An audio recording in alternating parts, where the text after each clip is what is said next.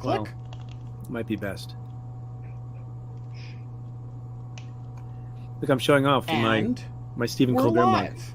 mic. Oh, hey. It is Tuesday, August 31st, 2021, 5:02 p.m. It is part 2 of our 500th episode, which some people would call a 501st episode, except we don't. We call it part 2 of the 500th episode. I promised you a bit of profanity grammar from John McWhorter's new book for each episode. So here's today's. The word shit and ass as a reflexive pronoun. So when you say, I've got to get my shit together, you don't literally mean I'm gathering all the feces and taking it with me. You mean I'm getting myself together. And when you say, I fired his ass, you don't actually mean that you kept the rest of him. And according to John McWhorter, these are two of many examples, and I think they're fascinating, and you can kind of see them all over the place, of the way profanity morphs into reference to self. I just want to say something really quickly, which is that you have decided to make this the monologue all on your own for all 5 days of our 500 episodes. So I see you've classed up the show since I was here last. It is. We are really not allowed to have fun anymore with the Delta variant and all that. And but we are allowed to have Preet Bharara back for his 3rd time on the show. And Preet, I just want to remind you that the last time you were on the show was Election Day 2020. That is literally the day. And the reason you came on was that you texted me, I don't know what I'm going to do this afternoon. I'm stressed out. And I said, come have a beer with us. And you were like, don't have fun. In lieu of fun, you said. Yeah. And so you came on the show and there were no election returns to process, and we just processed how anxious we were. Yeah. So my question is, because I haven't followed the news so much, is that election been settled? Do we know who won that thing? Yeah, Donald I think Trump we should won. put it to a vote in the Biden poll. stole it. I heard, imagine on that day, someone would tell you that, many, many months from now, I would come back on the show and it would be a news story that Paul Ryan said to a reporter, I think today, Oh no. Joe Biden won the election. And that counts as news. So who Is that do you think something won? that happened? Can someone tell me what happened with Matt Gaetz yesterday, if it's appropriate for television audiences? I just saw him trending, and now I'm thinking about all the news that I missed. I have no idea what happened to Matt Gaetz. Does anybody? There's I don't know, there was something happening yesterday. People in the audience were talking about it and chatting, and I thought that there was some type of story. But anyways, I thought that I missed it. I don't want to Google his name because I don't know what will come up. And so it's just You don't know what products you'll be offered? Yeah. Oh dear. Exactly. It's just And services? yeah. Different Pfizer products. Yeah. Yeah, exactly. So, Preet, what have you been doing yourself for the last year? You sold your company. I sold the company, Cafe, to Vox Media. They're very nice people at Vox Media. They're wonderful. We don't call them overlords ever. Did I say that? No, that's great. It's been great. We launched new stuff. We have a great history podcast with these wonderful, brilliant historians that you should watch and listen to. I don't know if I'm supposed to do plugs or not allowed to do plugs. Yeah, absolutely. Now and then, available for free wherever you get your podcasts, and they take a lot of stuff from the current moment, and they talk about and analyze it through the lens of history. So listen to that. Otherwise, I've been just yapping, making my living, flapping my gums like some subset of folks on this call. Yeah. Subset meaning Every 3 500 of 4. episodes worth. It sounds. I have small gifts like this, like my little Stephen Colbert that I'm showing off. My Stephen Colbert swag. By the way, I don't know. a marketing thing, and I obviously you're very successful, but like we like to call it a show rather than a call. Oh yes, no, that's good. That's good. Yeah. I was going to call it a just Zoom, but it's not a Zoom. Yeah, Sorry. We started, a weekday conference Thanks call. for inviting me on this call. It's a great. Per my last Oh. email, was everyone up to date on what we were going to discuss today? Oh man. Yeah, so I guess let's start with the fact that the news is so bad that I had to scroll all the way down to the bottom of the New York Times front page to find out what the COVID numbers were. That COVID has kind of been relegated to like third page bad news. How are you feeling these days? Is this directed to me? Yeah, you're the guest. Most of the questions will be I'm directed kind of to you. outnumbered. I thought it was a general question to the group on this call. Like it's hard. No, we just are all staring at you intently. I'm feeling good. I'm feeling good. I'm trying to figure out when I'm supposed to get my booster.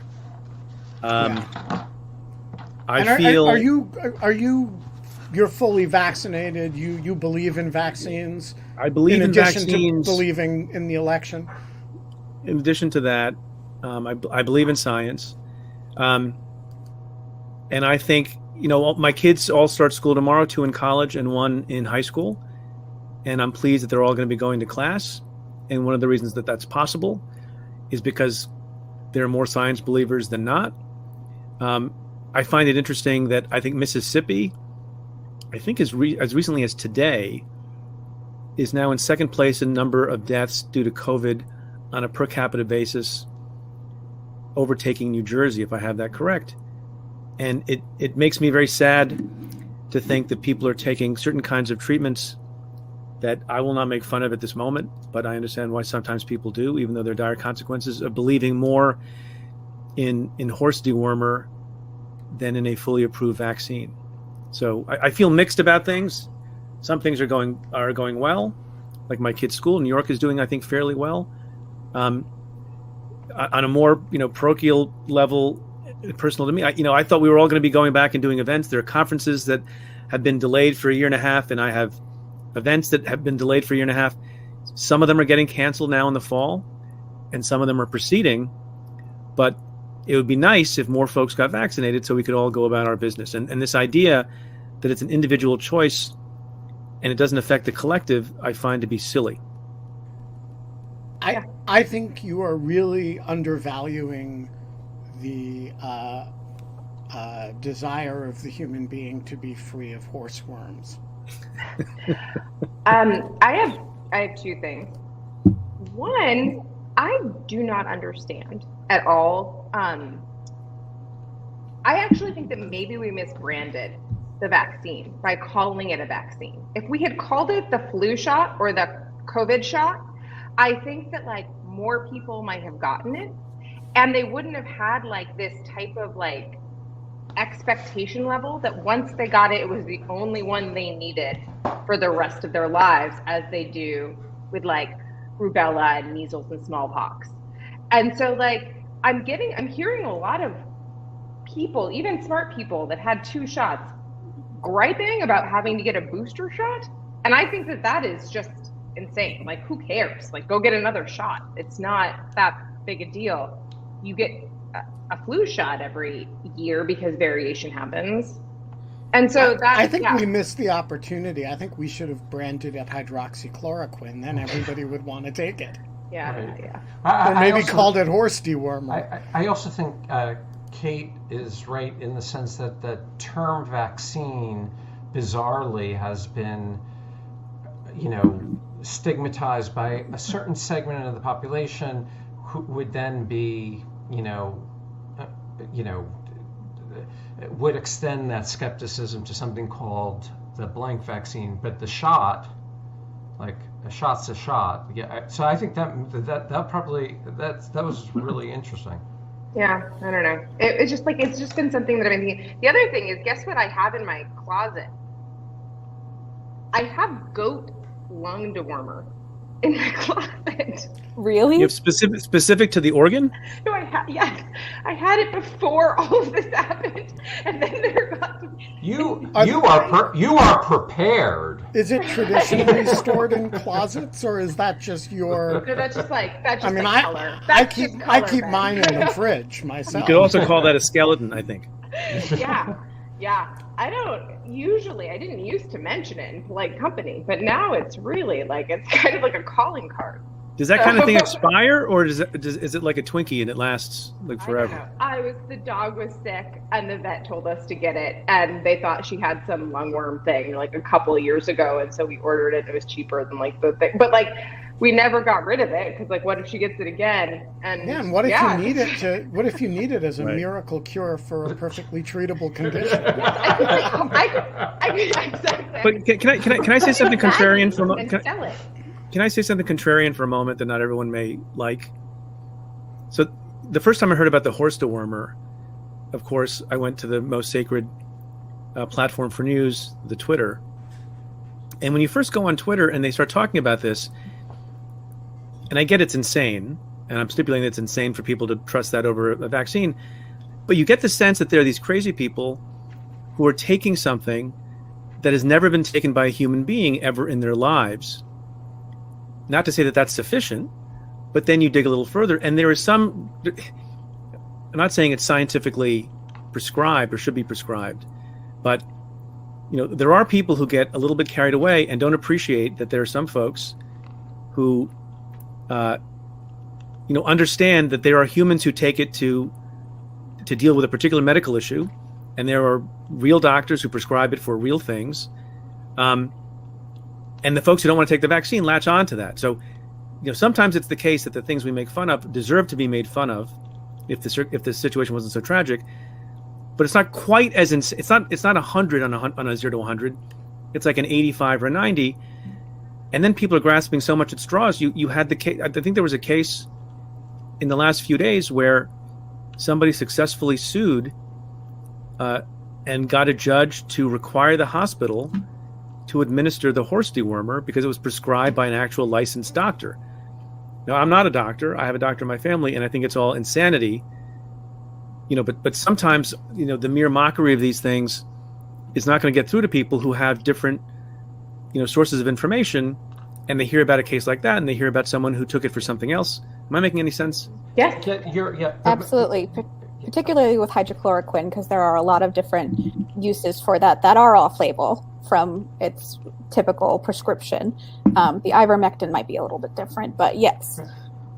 Can I just push back a little bit on this?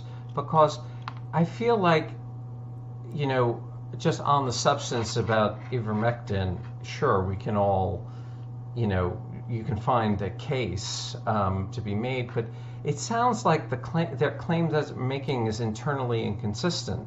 Because on the one hand, they say this is an experimental, unproven vaccine, and then an actual doctor prescribed ivermectin. It just doesn't sound Hundreds like... of horses would disagree with you. but so it just sounds to me like it feels almost like and this is what I think kind of prompts the mockery, is you feel like there's such a desire to own the libs that you're willing to do something as crazy as take horse dewormer. That's so. Anyway, the other scientific aspect of the horse dewormer, I think, has been proven not to have microchips. So, you can understand, why one might have that preference. Let me just check my phone really quickly because I don't want anyone to track me. Oh my God. Look, but another positive thing, and it's sad and tragic, and I don't know if this has... I think there's a combination of things happening that's causing the vaccination rate to go up, right? One, tragic. Some people say Darwinian. I'm not one of those people. Where you have conservative talk show host after anti-vaxxer person who literally on Twitter, they're like one of them, their last tweet was about the fascism of the vaccine, dead of COVID, right? And so it remains true based on my conversations with lots of people that we spend a lot of time talking about, the people who believe in the vaccines talk about it, like all of us here on this call. And then we talk about the vehemently opposed to the vaccinations. There's actually like a sizable percentage of people who are vax hesitant. We can make fun of them, or we cannot make fun of them, or we can try to figure out ways to persuade them. And many of those people are not actually fully insane, and they have questions, and they don't have primary care doctors. And I believe that some people in that group, it's not the middle group, because the good news is the overwhelming majority of Americans have said that they are prepared to take the vaccine or have taken the vaccine. It's not that big a band, but it's not just the vax people and the non-vax people. There's people who can be persuaded. And I think some of them are seeing these stories of people who, badmouth the vaccine, and they're now dead and in the morgue. And so if those lessons can be taught, then I think we're on a slower path, on a path to more vaccinations. Do you think that, so I keep going back and forth in my own mind about the proper role of mockery in this, that on the one hand, look, I agree with you, there are a lot of people who are not vaxxed for reasons ranging from just indolence, haven't gotten around to it yet, to a certain nervousness about what they perceive to be unnecessary medicine. They feel about it roughly the way I feel about plastic surgery, which is, hey, if it's not necessary, I probably don't want to do it. And their sense of necessary is very different from mine. To people who are telling themselves fabulous stories to avoid the moral and health necessities of vaccination. And it seems to me two of those three groups are amenable to persuasion. One of them is not. And is also taking a view that is actually ridiculous. And I do think part of me says, hey, mocking people is not the right answer. But part of me says, hey, those of us, the 70% of us who agree about this thing that happens to be right, we get to band together too. And part of the creation of a certain esprit de corps among those of us who actually want to not kill each other involves a certain mockery of those who don't share the premise. And so I'm curious what you think the right role of shall we say tasteful teasing. So to me, I understand your question. It depends on what the purpose is, and it depends on who the audience is, and it depends on who you're talking with, right? So if you were all in my home and we were having a drink, then I think it's anything goes. If on the other hand, at the other end of the extreme, because we're like-minded folks and we're all vaccinated and we get to be together because we're vaccinated fully, at the other end of the extreme, let's suppose you have been asked to volunteer to go talk, at a meeting of a community that calls out all the folks who have questions about the vaccine and are opposed to taking, or at least hesitant. I don't think you would use mockery to try to persuade them, right? You wouldn't use a comedian's touch. And I've seen examples of doctors and other folks, I've spent some time talking to them about the ways to persuade people who are hesitant. And maybe there's some people who are not persuadable, but you're directing your words to the people who are persuadable.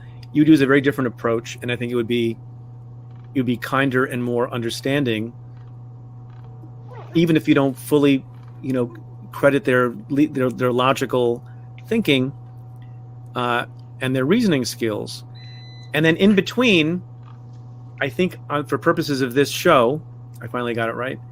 I don't know how many people are tuning in who are fully anti-vax, and so it's a little bit more, of a community of like-minded folks. But if you're a private person and you have no public platform, then I think you're free to do whatever you want. folks who have a public platform, and we sense some of the listeners or viewers or Twitter followers might be in the camp that's persuadable. My view is I try to be a little bit gentler about it because I want more people to get vaccinated.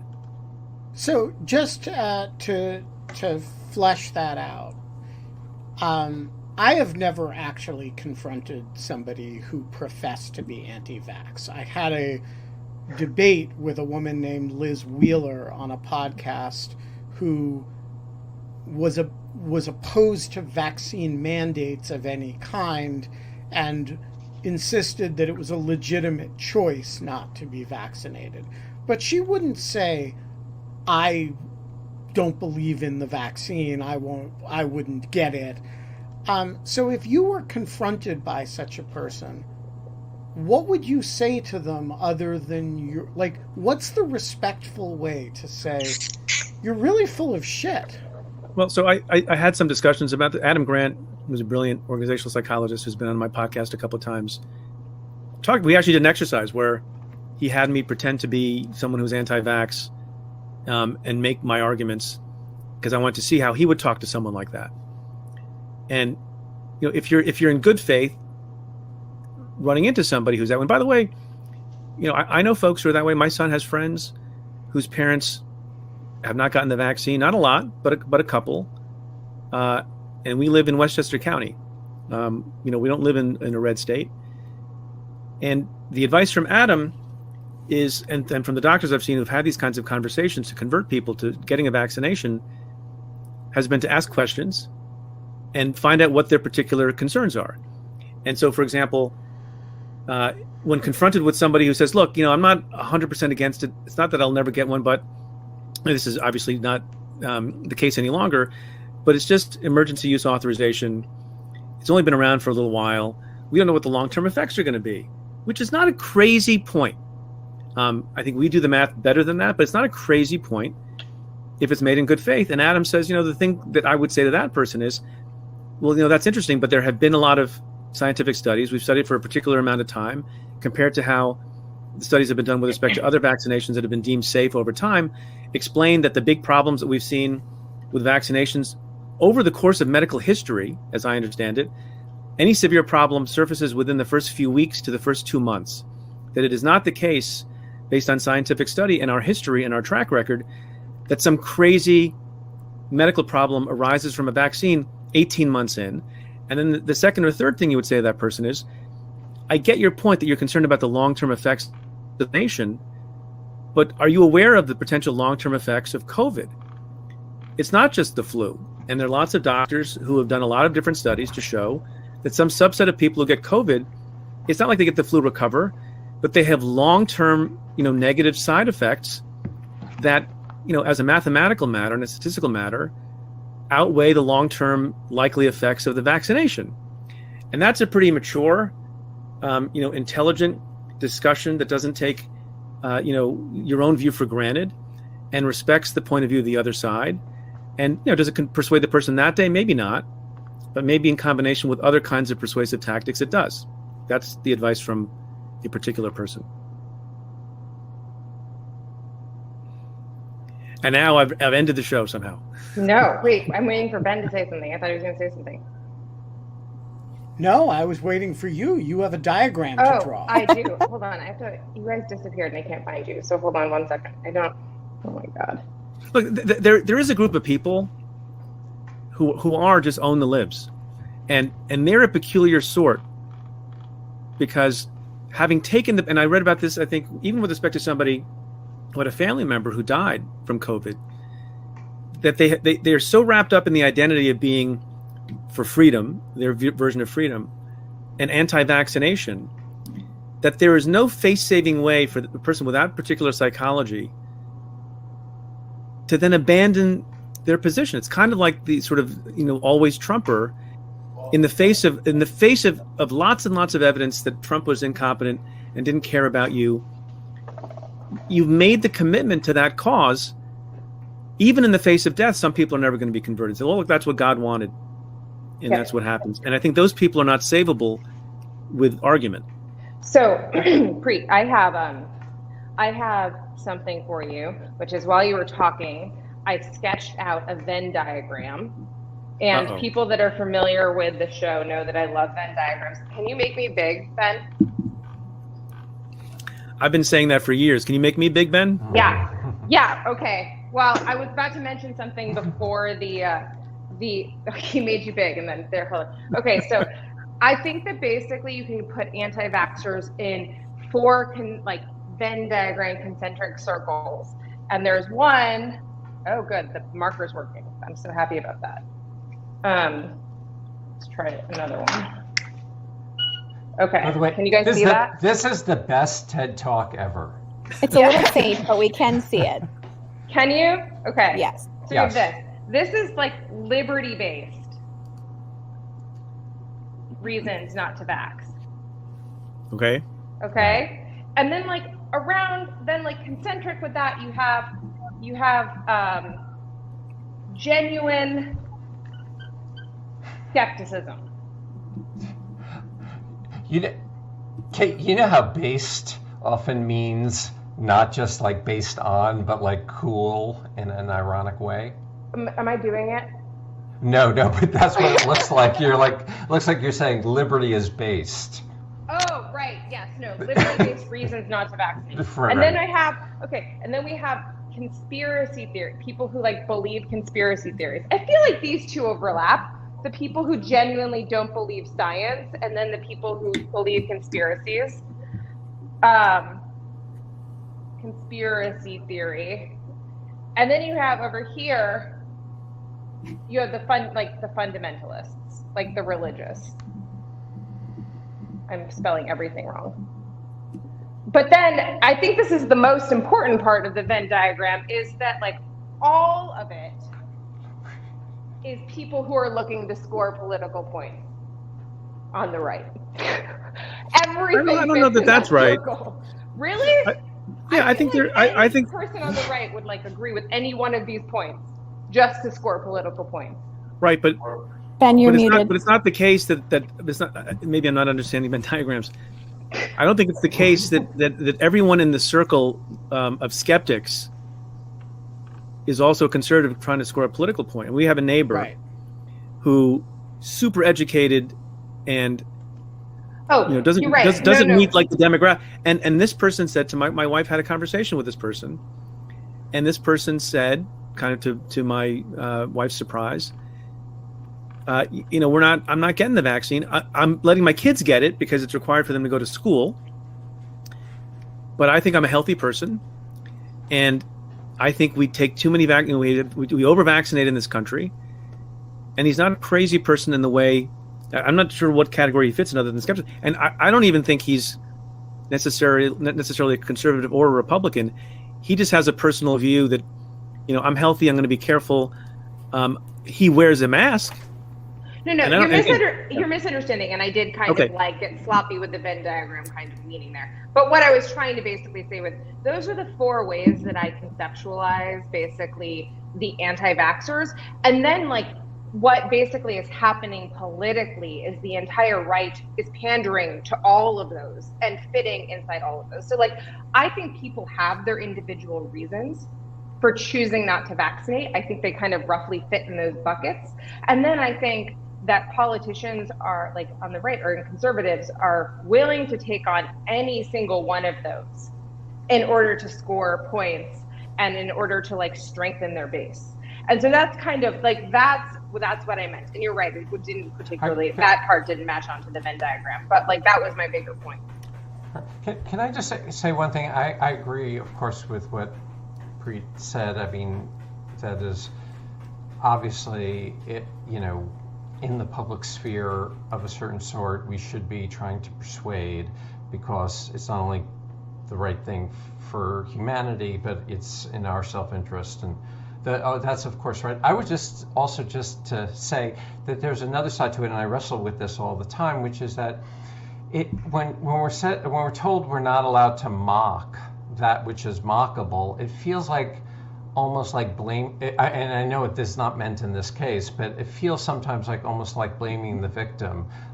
You can't even you can't even make fun of something that's risible when you're suffering because of the kind of silly behavior. And so sometimes, like, to mock is a way of relieving pressure, and so that has. I'm not anti-mockery. I'm very generally speaking politically pro-mockery.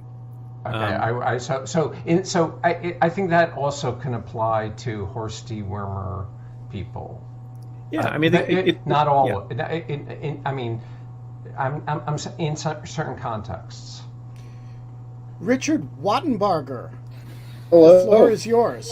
Oh, okay. Well, I thought that I'd actually continue discussing weight, I actually moved to something frivolous like what a prosecutor does, but instead there was something much more weighty here, and it's this, after your triumphant effort, your endeavor to turn Tom Nichols into a fan of Indian cuisine, I think it's time to turn the tables and ask, are there any cuisines that you have yet to warm up to?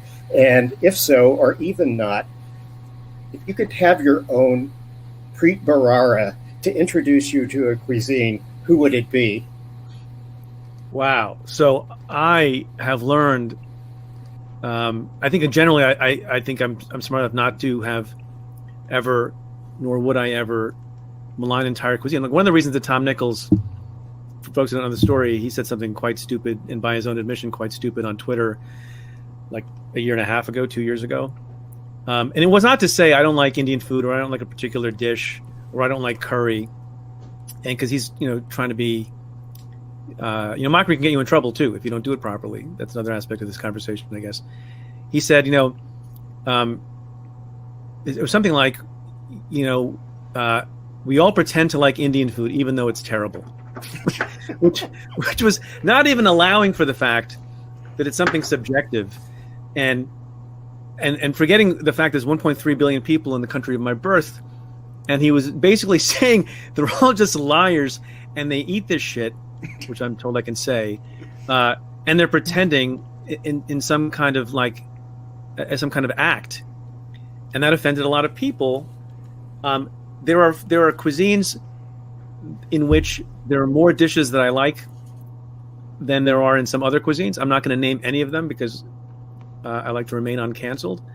But when I took so Tom Nichols, as a good sport, allowed me to take him out to dinner to a very nice Indian restaurant in New York, and I had a strategic plan worked on with the chef, the owner of the restaurant, to try to give. I mean, there are a few cuisines that are as diverse as Indian food, given how big the freaking country is and how many different cultures there are. And if you can't find something within a cuisine as broad as Indian, then there's something wrong. And he accepted that, and he is now a huge fan of lamb biryani. If there's somebody I would pick to introduce me to, I don't know. I think, I was actually on a show that airs on Hulu that's hosted by Padma Lakshmi, who happens to be of Indian descent as well.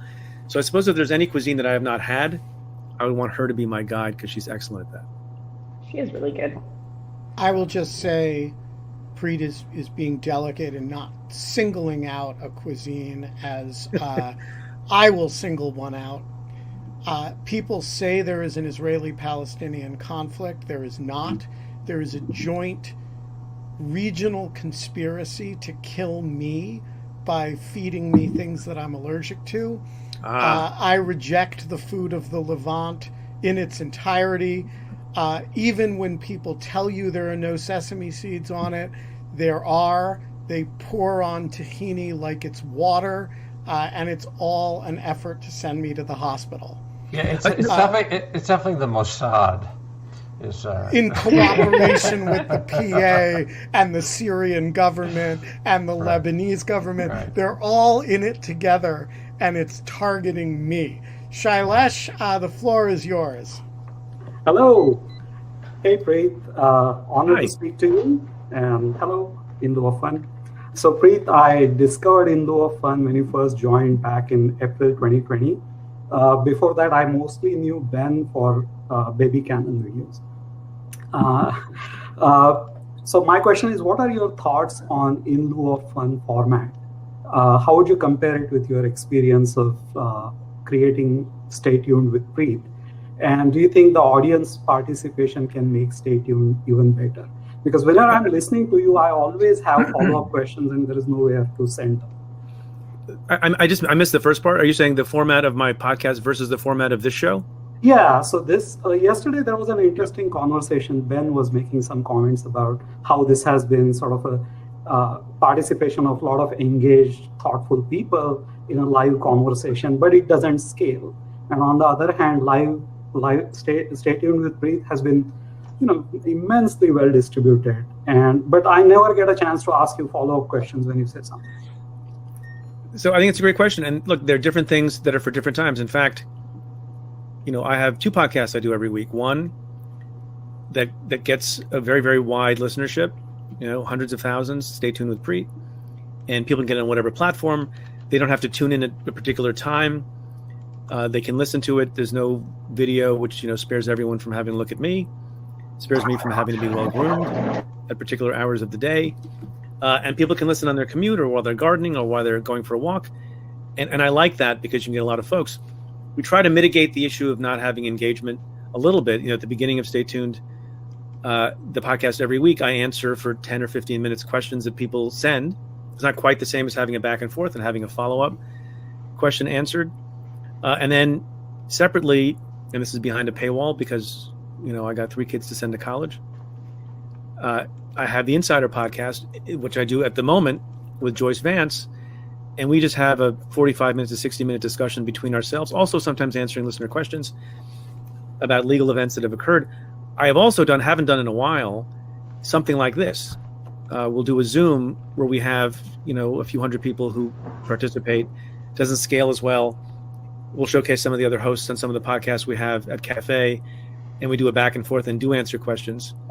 It's hard to get as many people involved in the conversation, but I agree. It's fun to do. So I should do it more. The Reverend Dr. Hillary Livingston, the floor is yours. How are you? Happy 500th episode week, and welcome, Preet. It's great to talk to you. Preet, I want to go back to your food summit with Tom Nichols, and you guys also raised a lot of money for charity from that. It was very uplifting. And I wonder if that's kind of a template that we can use to kind of foster greater understanding, greater dialogue, greater respect in our hyper-polarized society. Yeah, I think so. Not to sound corny, but it was a huge learning experience for me. And I think if you've been following the story, you may have heard me say, when we set up the GoFundMe, in connection with this dinner I was having with Tom, and I thought, why don't we do something for a good cause? And at the time, India was experiencing really, really tragic uptick in COVID spread and in deaths. And I said with my assistant who helped set up the GoFundMe, I hope we don't embarrass ourselves. If we can make at least a couple of $1,000s, that'll be something. And in order to sort of push that, I put in $10,000 of my own money. So I fed it first with, a good chunk of change. I thought if we can get up to 12, that'll be great. And something about the open-mindedness of Tom, his ability to make fun of himself for, really silly view. I think my outreach to him, gentle ribbing of him, mockery figured in, by the way, substantially, but good-natured mockery. The fact that people were curious to see, there's some suspense. Is he going to like it? Is he not going to like it? People were worried that he was going to lie because now it was, we were posting videos from the dinner. Tom made clear to everyone that he's not afraid of having a bad opinion. And he wasn't going to lie. Look, and he ended up not liking curry. But Tom's not a liar. He's not a liar. He's just not that guy. That's what gets him in trouble. He should keep some of his truthful views to himself. But he's not a liar. And there was something that really thrilled people about the idea of 2 guys who had a difference of opinion about food, and one person being open-minded about it, and discovering that he loves lamb biryani and some other things. Never came around to curry. We had a discussion about what some of those reasons, like legit reasons, might be. I've thought about doing another thing like that. I don't know. And by the way, just for folks who don't know, we raised $140,000. By the time we finished dinner, we were at $50,000. And Tom Nichols tweeted out, if you guys keep donating, I'm going to keep eating. So we ate a lot of food. I don't think either of us ate anything the next day. So yeah, I think it is. It's a very rare feel good story on a toxic platform that did something for a good cause. And so I'm looking for another opportunity to do something like that. Yes. Although there was a guy at the Washington Post who had an equally stupid view about Indian food recently. Oh my God. Did you, I can't believe that you, like, it was like he just ripped off Tom and like, but made it longer and more boring and like more offensive. And it was like, even my favorite reaction to people was incorrect. Is there are easier ways to have dinner with me by publishing something. I just want to say I have always loved Indian food. Okay. But no free meal for you. No. I'm giving up my free meal. The most shockingly fabulous meal I have ever had. The one that I walked in thinking cool dive bar kind of place, and walked out thinking that is one of the truly great meals I have ever had. I don't remember what it's called, but it's in Singapore, and That's it helpful. is. Thanks for the tip. Yeah, no. They put a banana leaf in front of you. It's kind of like a dive. It's a small little place. It's not fancy. A pitcher of beer and a banana leaf, and they just pour curries on top of the banana leaf. And I was there with my son and a bunch of military officers because we were in. It was the Pacific Command conference was in Singapore that year, and one of them knew about this place and got everybody to go. And we get about like 20 minutes in, and my son, who was then like 12 or 13, looks at me and says, "This is unbelievable." And we sort of realized that we were having like one of the great meals of our lives. So for phase 2, we should take Tom Nichols to Singapore and take him to this curry place and see that if you've never heard of, that you don't remember the name of. Oh, I could find out easily enough. I was there That's with in the budget. I was there. Hey, if you can raise $150,000 for charity, we can front a little bit of it to go to Singapore. God has a plan. No, I do, but I've this is all a very painful discussion for me because of the worst interaction I had on Twitter is when I said that paella was overrated. Oh no! And that was shit. So I feel a bit kind of still shell shocked from that. Should we go get some? I'll go get some with you. Well, yeah, but and it'll be good. That's about as good as You just said it will was. be. You just said it was overrated. You didn't say it was terrible. You didn't say the No, cuisine right. is awful. No, that's right. But apparently, I'm not allowed in Valencia, or at least Valencia Twitter hates me. Really Well, We're hates going me. to Hong Kong anyway. Look, here's the thing. I'll say something. My mother and father may be on, but they know this. You know, there are Indian dishes that I can't stand, and people think I have 3 heads. So my mother's a great cook of Indian food, and she makes food that's sublime. And she apparently, one of her best dishes is something that I'm 52 and I've never eaten it. Even though she's earlier in my life she tried putting it in front of me, and it's a version of a prepared cooked eggplant, and I hate eggplant. I'm not going to say eggplant is overrated. I'm not going to say I hate eggplant based cuisines. I, for whatever reason, don't like eggplant. It's very weird to me that the texture of eggplant. And she makes a bangan bharta, which my own wife says is unbelievably delicious. It comes from the loving hands of my own mother. It's in the cuisine of the country of my birth, about which we've been talking, and I can't stand it. So those kinds of things happen, and it's okay. Christopher Argyris, the floor is yours. Okay, just to this is not my question for Preet, but I wanted to ask Scott to continue the food theme. since we have a strong Bay Area contingent, is your T-shirt from the Bay Area Top Dog from the Oakland Berkeley? Okay. Cool. I just want to point out Yes, on the subject exactly, of this of Scott's shirt, Kate overwhelmingly won the poll today.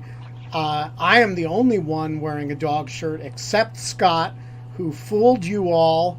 And Kate and Genevieve were the bad actors today.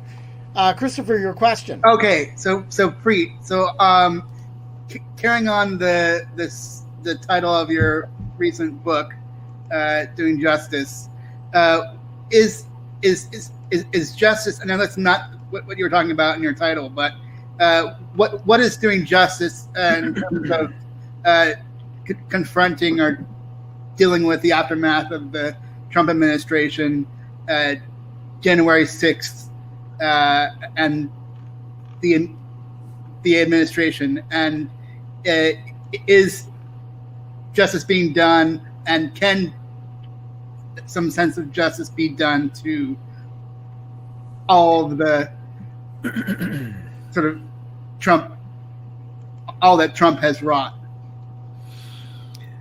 So that's a big question, which took me 336 pages to kind of semi-answer in the book. And the reason I call it Doing Justice is a process. It's not an outcome. And I think the problem in a lot of discussions about what should happen, whether you're talking about the 1/6 insurrection, or you're talking about Trump's conduct, or you're talking about, for that matter, Hillary Clinton's conduct, or anything that requires accountability, criminal or civil or administrative or anything else, is that there are people of the point of view, they read about it in the Times, they saw it on TV, or their friend told them about it, and they have a view that that person should be locked up. And by the way, lock him or lock her up chant is not exclusive to one side or the other. Maybe it's more prolific on one side with respect to one particular person. But there are lots and lots of people in this country who have a view, without having access to the grand jury information, without having access to the documents, that there should be a particular punishment for a particular person. And that's not how justice works. It's not how it's supposed to work. And in the main, lots of people have different conceptions of justice. There's justice, there's legal justice, and there's cosmic justice, and there's moral justice. And all those, depending on your definitions, are different things. And sometimes, by the way, legal justice, which is the profession that I have been in, is not satisfying.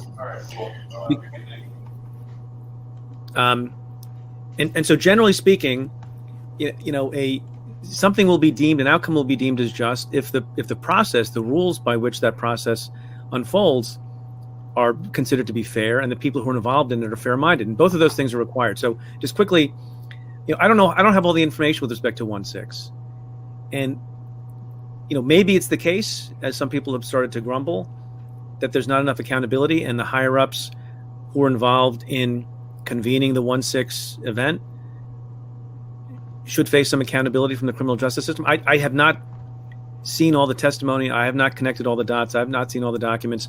I have a fair amount of trust in Merrick Garland and the team, some of whom are close personal friends of mine, that they will do what is, right by the law, and not just, what people sort of want to have happen because they want to see comeuppance. And sometimes it's a failure.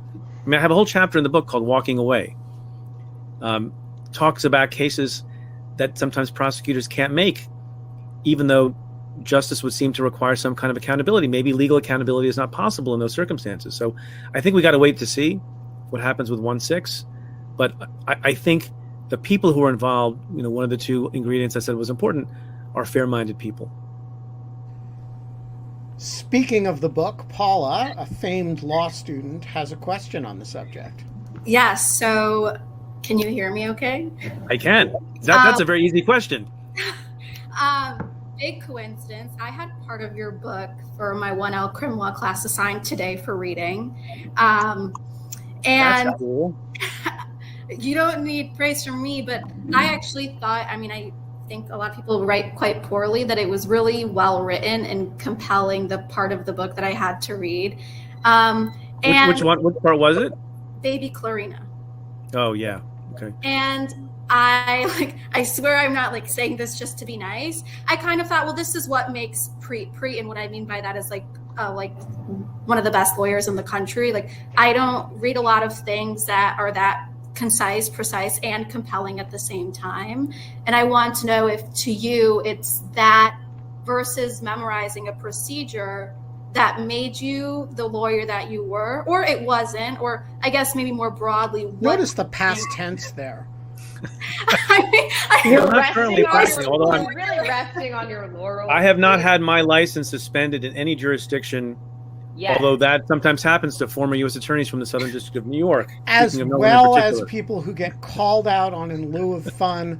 Thank you to Alert In Lieu of Fun viewer who pointed out that a lawyer that I attacked on the show was recently removed from the bar, and so I assume causation there, though there is no possible evidence thereof. There was that woman. Was it the woman? Wait, which one? Wow. I'm just as confused as Katie. No, this is a total tangent, and I don't mean to divert us from Rudy Giuliani. Yes, you did. But so I guess overall, so far, I'm loving this line of inquiry. This is very good. Thank you. What do you think, if not the skills that went into writing that book, makes you the lawyer that you are? Let me change the tense. Or that you find desirable in the other lawyers that you worked with. So thank you for the praise.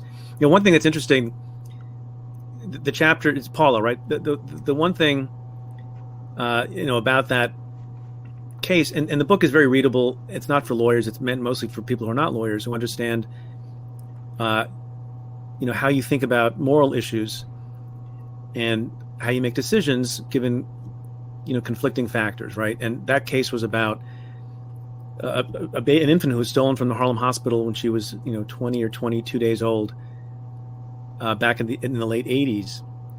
And, 22 years later, that baby is an adult, figures out, based on things that happened in her family, and with NCMEC, the National Center for Missing and Exploited Children, that she was not being raised by her actual mother, and discovers that she was a famous kidnap case from Harlem Hospital in New York City many years earlier.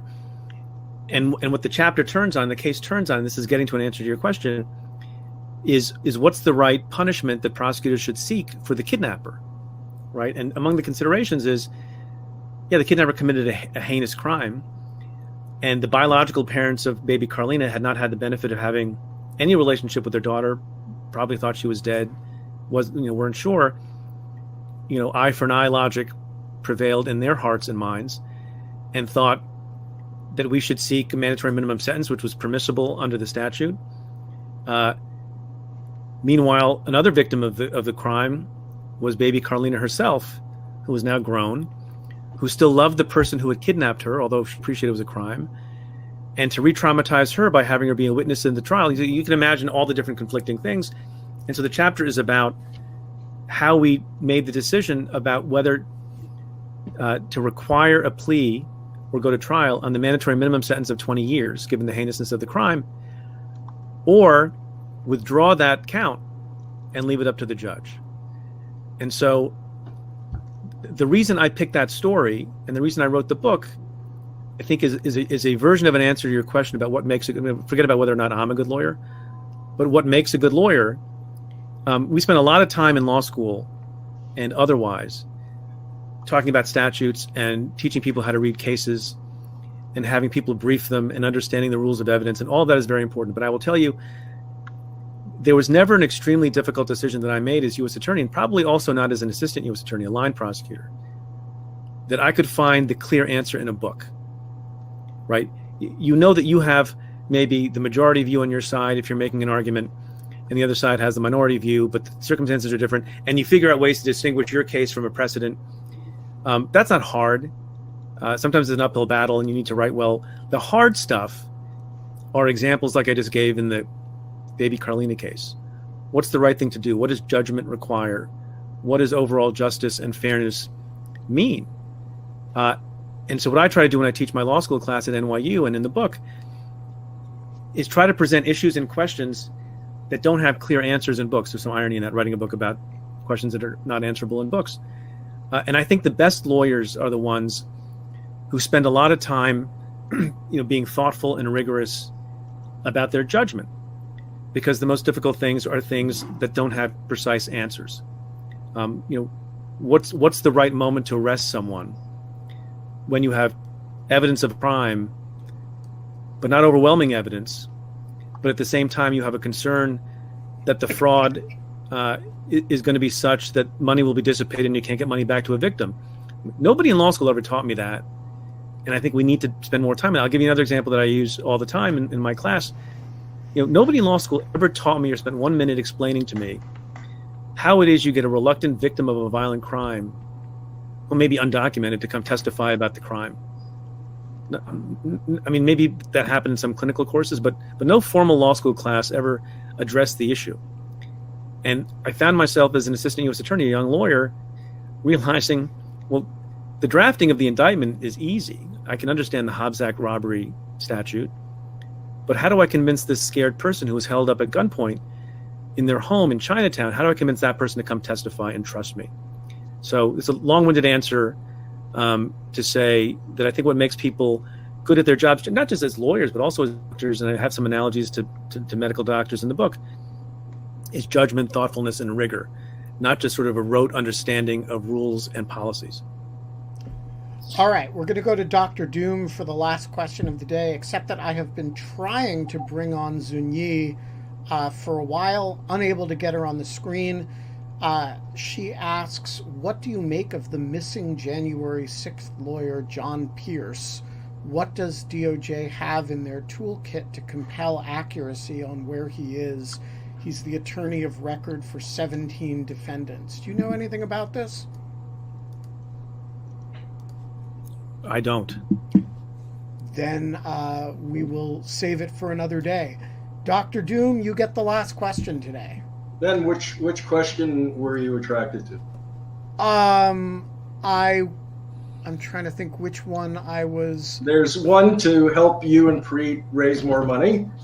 And I was thinking of the Newsom recall question. Yeah, Preet, can you opine on the Newsom recall? It seems, if you consider the Constitution to be kind of like an operating system, with laws and other things to distribute power, that we have hackers of it, and that the Constitution has been hacked in California by people who understand it well, and then have done an attack which may have a disastrous consequence. And I, not being a lawyer, I'd love to hear what you have to say about it. So I'm not an expert in the recall. I don't know that. So there are things that are, legally stupid, legally wrong, politically stupid, as a policy matter, wrong or bad or unfair or unjust. And those are all distinctions. Those are all different things. To the extent hacking implies something that's illegal, as opposed to the colloquial use that something is a life hack. I don't know if there's a successful challenge to the recall process. It seems to me that people in a democracy can decide to do any number of dumb things that, in the name of democracy, undermine democracy and undermine majority rule, even allowing for the fact that you have to protect minority rights. From all the things that I'm reading and the smart people who have opinions on these things with respect to the California recall, I think it seems amazingly stupid that we're in a position where a small number of people can elect somebody through a process that seems not to be majoritarian and not to be in the best interests of democracy, even though there's going to be a vote, there's going to be a plebiscite on it. But I don't have enough expertise to opine more on that, but I think it's a good question, and I plan to pay more attention. And I would be paying a lot more attention if I lived in California, obviously. We are going to leave it there. Preet Bharara, you're a great American. Thank you all. Great to see you. The last time I saw you, we were in New York, and we were allowed to have fun again. And now let's do it. The fun is no longer allowed again. It's terrible. But let's get together again soon. Let's do it. In Hong Kong. Singapore. Singapore. Where you're never allowed to have fun, but it is one of the world's great food cities, as long as you don't spit any of the food on the sidewalk. Or gum. Yeah. Right. That's like a defining news story of my childhood, by the way. The caning incident. The caning of the kid who spray painted the car. Or like gray paint. Yeah, the graffiti thing. Yeah, somebody needs to hunt that kid down and find out whatever happened to him. We should bring him on in lieu of fun.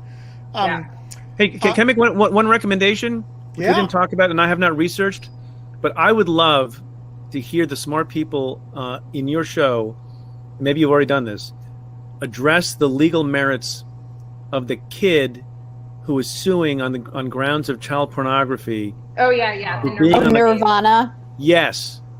Yeah. So I want to know the answer to that question. So with that, I leave you. Well, we should have Jen Rothman on to talk about that. Jen Rothman is a professor, and her specialty is write publicity stuff and IP rights she's at Penn. Right, you know Jen. She's fabulous. Her most recent book was on the right of publicity, right? Yes, her book was on the right of publicity, and she just wrote a Yale Law Journal article with Robert Post about the First Amendment and the right of publicity. She should come on and talk about that. That would be great. But that's a good idea, Preet. Like, I've been thinking about it a lot. She wrote a tweet about it. I can send it to you. Or you could have more lawyers on to talk about COVID. That's also good. That doesn't get old at all. You know, porque no los dos. We will make that happen. But first, we have to finish our week of 500th episode celebrations. We will be back tomorrow with Peter Strzok in episode 500, number 3. And until then, Genevieve? We don't have fun anymore, but in lieu of fun, we have a myriad of ways in which we can recognize the humanity in each other and come together on our commonalities. Wow. Well said. No doubt. True. We will see you tomorrow.